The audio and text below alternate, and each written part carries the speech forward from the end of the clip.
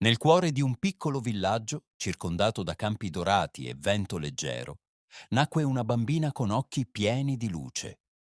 Crescendo, sentì fin da piccola un richiamo profondo, un desiderio ardente di donare amore e speranza a chi soffriva. Ogni giorno camminava a passi leggeri tra le strade polverose, portando parole di conforto a chiunque avesse il cuore ferito. Un giorno, un evento terribile scosse la sua vita. Un colpo d'arma da fuoco squarciò la pace della sua casa, lasciandola atterrita. Il terrore la colpì così forte da spegnere la forza nelle sue gambe. Il dolore si fece compagno costante. Il corpo divenne fragile, ma l'anima si riempì di una luce ancora più intensa.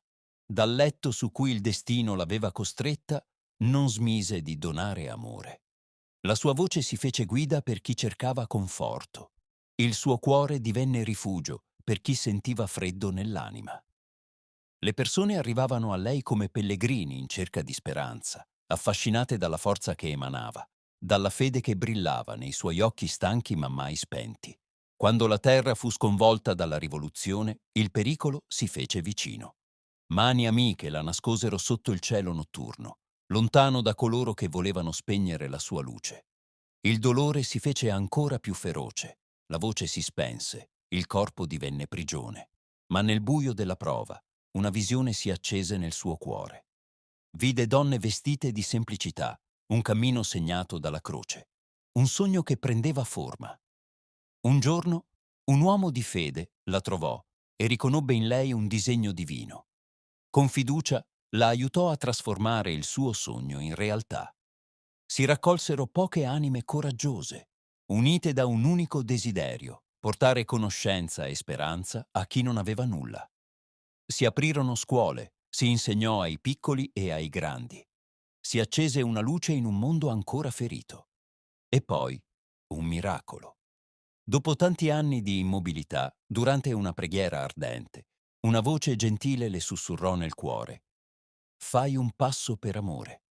Le gambe dimenticate dal tempo risposero. Il corpo si sollevò, la vita tornò a scorrere con un impeto di grazia. Da quel momento camminò per molte terre, portando il suo messaggio, costruendo scuole, aprendo cuori. La sua opera si diffuse come un fiume che non conosce ostacoli, trovando nuovi sentieri, nutrendo anime affamate di verità. Le difficoltà non mancarono. Tempeste si abbatterono sul suo cammino, ma la sua fede rimase ferma come una roccia baciata dalle onde. Con un sorriso sempre acceso, con parole colme di dolcezza, continuò a guidare chi la seguiva. Quando il tempo del suo viaggio terreno si concluse, lasciò dietro di sé non solo scuole e case di preghiera, ma un'eredità fatta di amore puro e instancabile. La sua voce non si spense, il suo sogno non svanì.